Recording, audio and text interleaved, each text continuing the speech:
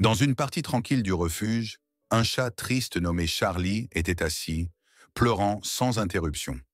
Il regrettait son propriétaire, et la famille inconsolable l'avait laissé là, sans savoir à quel point il souffrait. Chaque jour lui semblait identique, rempli de chagrin et de nostalgie pour le foyer qu'il avait perdu. Son miaulement plaintif brisait le silence de la cage et laissait un écho douloureux dans le cœur des soigneurs. Un jour, le docteur Scott White, le vétérinaire du refuge, vint examiner Charlie. En s'approchant de la cage, il remarqua quelque chose d'étrange sur le collier du chat. Il se pencha et relut l'étiquette. Ses yeux s'écarquillèrent. « Oh mon Dieu !» murmura-t-il, avant d'appeler rapidement son assistante Emma. Emma accourut et vit l'air préoccupé de son patron. « Que se passe-t-il, docteur White ?» demanda-t-elle en jetant un regard entre lui et Charlie, toujours recroquevillé dans un coin. « C'est juste que… » Swing commença Scott, hésitant. « La femme qui l'a amené a dit que son nom de famille était Carter, mais ce n'est pas ce qui est écrit sur le médaillon. » Emma fronça les sourcils. « Oui, la femme s'appelait Grace Carter et elle a dit que le chat ne répondait qu'au nom de Francis. La famille avait des difficultés à s'occuper de lui et a pris la décision, le cœur lourd, de le laisser au refuge. Grace a promis qu'il viendrait le récupérer dès qu'il le pourrait. » Scott hocha la tête pensivement et jeta un autre regard au collier. « Mais alors, pourquoi le médaillon ne dit-il pas Francis Carter? J'ai vu un autre nom. » Le soir venu, Scott était assis seul dans son bureau, feuilletant le dossier de Charlie. Quelque chose dans toute cette histoire ne cessait de le tracasser. Il se remémora les paroles de Grace, qui pleurait en le confiant et assurait que Francis et elle avaient tout tenté pour garder le chat. Pourquoi alors cette incohérence dans le nom? Quelque chose clochait. Le lendemain matin, Scott retourna voir Charlie dans son enclos. Le chat était toujours recroquevillé et ne leva à peine la tête lorsqu'il entra. D'une voix douce, Scott commença à lui parler. « Hey, Charlie, je sais que c'est difficile. Tu regrettes ta maison, n'est-ce pas ?» Il tenait une petite friandise dans la main et la déposa délicatement près des pattes de Charlie. Charlie la renifla, mais sa méfiance persistait. Scott s'assit sur le sol et continua de parler d'une voix apaisante, lui racontant des anecdotes sur ses propres animaux et leurs petites manies. Au bout d'un moment, Charlie se mit à grignoter, lentement et prudemment. Scott sentit que le chat souffrait encore profondément, mais qu'une lueur de confiance commençait à apparaître. Les jours passèrent, et Scott continua de passer du temps avec Charlie. À chaque visite, le chat semblait un peu plus ouvert, jusqu'à ce que Scott ose enfin tendre la main vers son collier. « Laisse-moi juste regarder, d'accord ?» murmura-t-il doucement. Mais dès qu'il toucha la lanière de cuir, Charlie sursauta et feula violemment. Scott retira sa main et soupira. « Que t'est-il arrivé, Charlie? Pourquoi tiens-tu tant à ce collier ?» Au fond de lui, il était convaincu que le mystère du médaillon était la clé. Il décida alors d'aborder le problème de manière méthodique. Sans retirer le collier à Charlie, il prit une photo du médaillon pour examiner plus attentivement la gravure. En agrandissant l'image sur son écran, il se figea. Le nom gravé était à peine lisible, usé et éraflé, mais une suite de lettres se distinguait clairement. Emily Harrington. Troublé, Scott se laissa tomber contre le dossier de sa chaise et réfléchit. Qui était Emily Harrington? Pourquoi Charlie portait-il ce nom? 1000 questions tourbillonnaient dans son esprit. Il entreprit alors des recherches en ligne et finit par trouver une femme portant ce nom dans une ville voisine. Sa curiosité était piquée et il décida de suivre cette piste. Mais avant qu'il ne puisse agir, Emma apparut à la porte. « Docteur White, tout va bien ?» Scott hocha la tête, bien que son esprit fût encore en pleine ébullition. « Je crois que j'ai découvert quelque chose à propos de Charlie, » dit-il à voix basse. « Nous devons parler à cette Emily. » Scott ne pouvait se sortir de l'esprit la révélation du nom Emily Harrington sur le collier de Charlie. Qui était cette femme et quel lien avait-elle avec les Carter?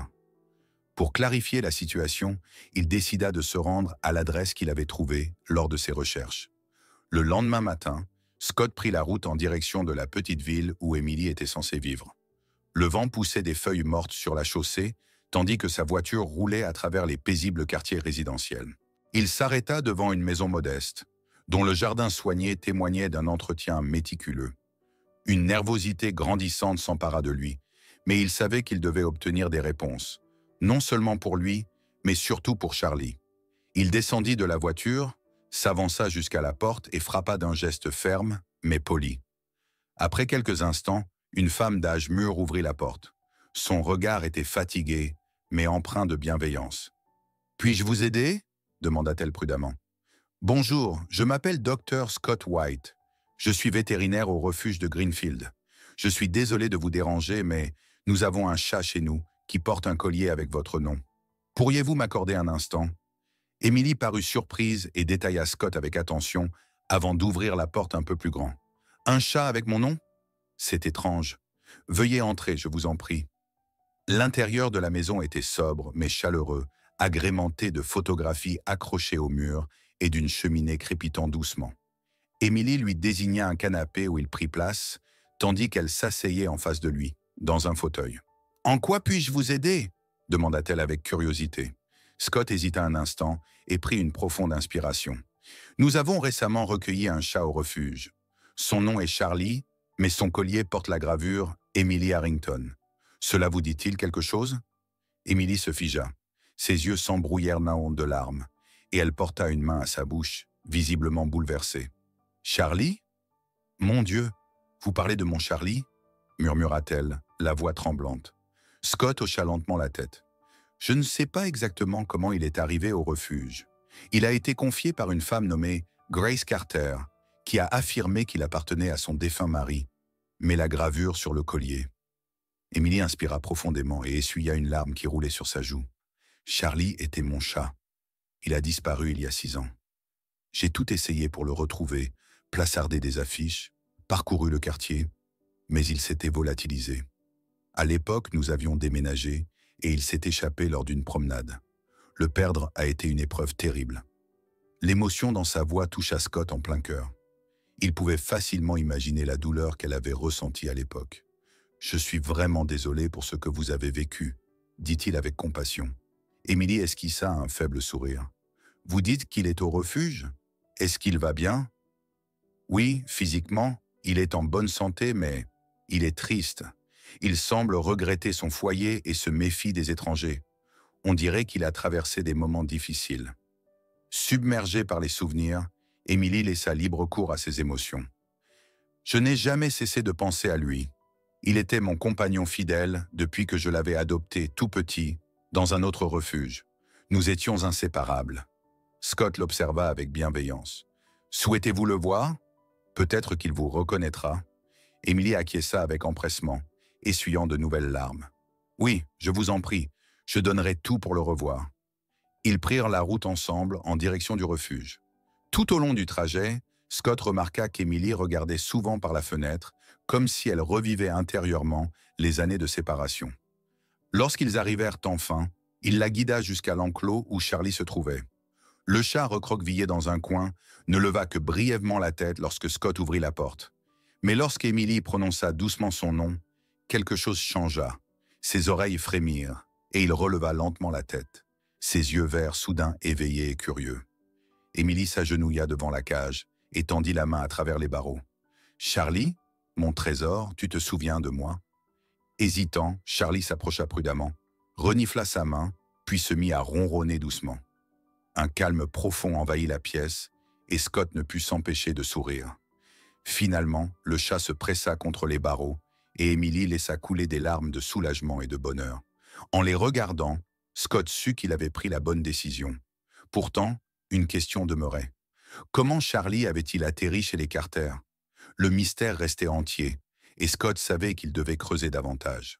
Maintenant qu'Émilie et Charlie s'étaient retrouvés, une part du chagrin du chat semblait s'être dissipée. Mais Scott ne pouvait s'empêcher de se demander comment Charlie avait passé ces 6 dernières années auprès des Carter. Il devait lever ce dernier voile d'incertitude. Le lendemain, Scott décida de rendre une nouvelle visite à la famille Carter.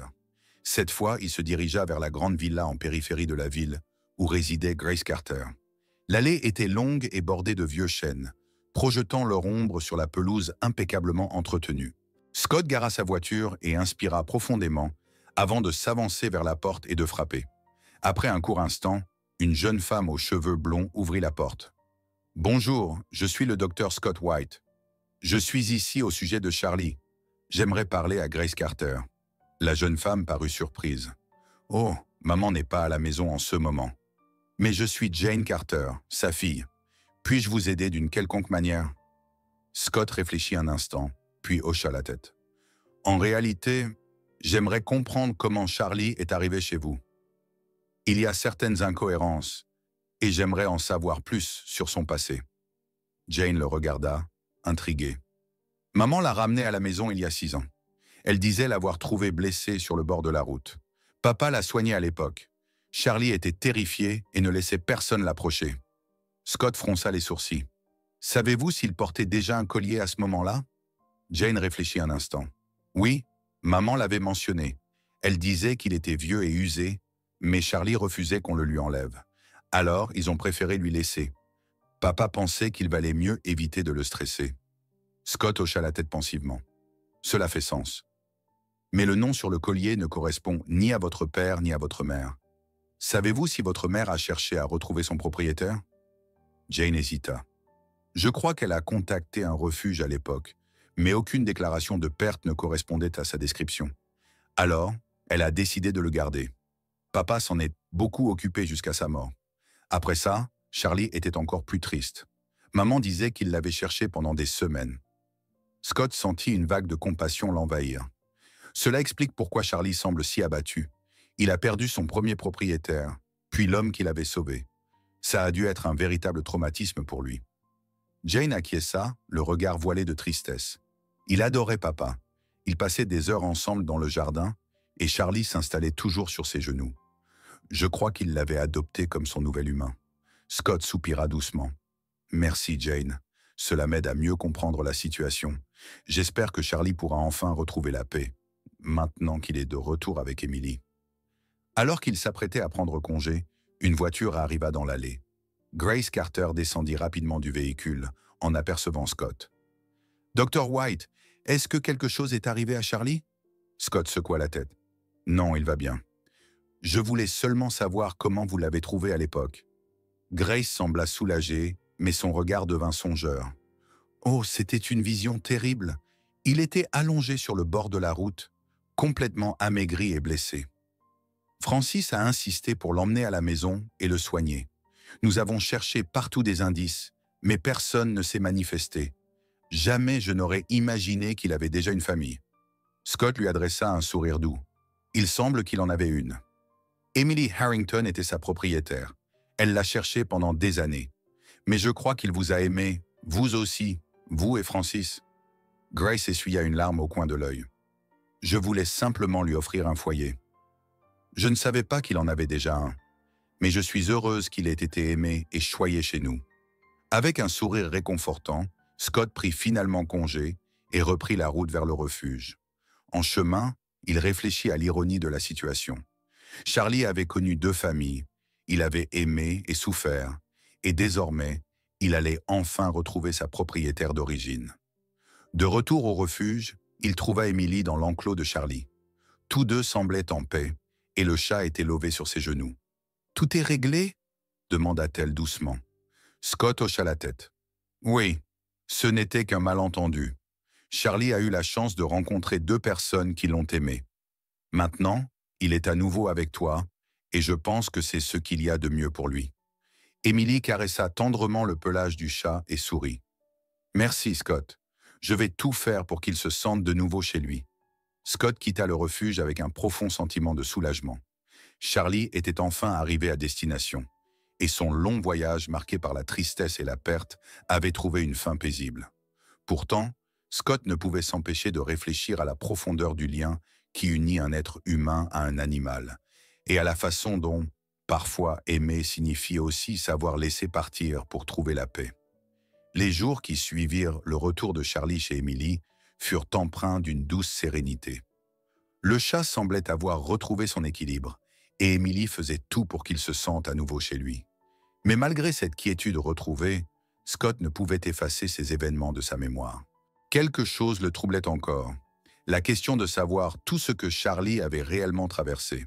Un soir, alors que Scott terminait de vérifier les derniers dossiers des patients au refuge, il reçut un appel. C'était Emily. « Scott, peux-tu passer rapidement ? Il s'est passé quelque chose. » D'étrange. Scott se mit immédiatement en route et trouva Emily devant sa maison, jouant nerveusement avec son écharpe. « Que se passe-t-il » demanda-t-il avec inquiétude. Emily l'emmena dans le salon, où Charlie était assis sur le tapis, jouant paisiblement avec une petite souris en tissu. « Ce matin, j'ai parlé avec ma voisine, » commença Emily. « Elle m'a raconté qu'il y a 6 ans, elle avait aperçu un chat blessé dans la rue, tout près de notre ancienne maison. Elle est certaine que c'était Charlie. » Scott fronça les sourcils. « Cela correspond à ce que Grace m'a dit, qu'elle l'avait trouvé blessé. Mais qu'y a-t-il d'étrange là-dedans » Emily soupira et s'assit sur le canapé. « Ma voisine m'a affirmé que Charlie sortait souvent à cette époque, alors que je ne l'ai jamais laissé sortir. Je me demande s'il n'avait pas une double vie, une sorte de deuxième famille, sans que je le sache. » Scott s'assit à côté d'elle et réfléchit. « Ce ne serait pas surprenant. Les chats considèrent souvent plusieurs maisons comme faisant partie de leur territoire, s'ils en ont l'occasion. Peut-être que Charlie passait du temps aussi bien chez vous que chez les Carter, sans que personne ne s'en rende compte. » Emily esquissa un sourire mélancolique. « Il a peut-être simplement profité de sa liberté. Mais c'est difficile de se dire qu'il avait un autre foyer quelque part. » Scott posa une main réconfortante sur son épaule. « Ce qui compte, c'est qu'il soit à nouveau avec vous et qu'il se sente bien. Parfois, les animaux choisissent eux-mêmes leur famille, et Charlie a eu la chance d'être aimé 2 fois. » Dans les jours qui suivirent, Emily commença à réhabituer Charlie progressivement à la liberté. Elle le laissait jouer dans le jardin, tout en le surveillant. Charlie semblait plus vif que jamais, comme s'il savourait cette liberté sans être alourdi par son passé. Un après-midi, Scott reçut un message de Jane Carter. Elle le remercia pour son aide et lui annonça que, avec sa mère, elles avaient décidé d'adopter un nouveau chat pour combler le vide laissé par Charlie. Elle souhaitait offrir une nouvelle chance à un animal du refuge. Scott fut ravi de la nouvelle et leur promit de les aider à choisir. Quelques semaines plus tard, Jane et sa mère Grace vinrent au refuge. Ensemble, elles parcoururent les cages jusqu'à ce qu'une chatte noire et blanche attire leur attention. Elle s'appelait Max et était connue pour son tempérament joueur et son courage inébranlable.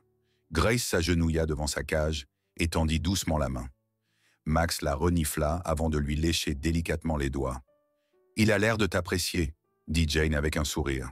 Grace hocha la tête et essuya une larme au coin de l'œil. « Je crois qu'il est exactement ce dont nous avons besoin, un nouveau membre de la famille. » Scott les aida à finaliser les formalités, et bientôt, Max put découvrir son nouveau foyer.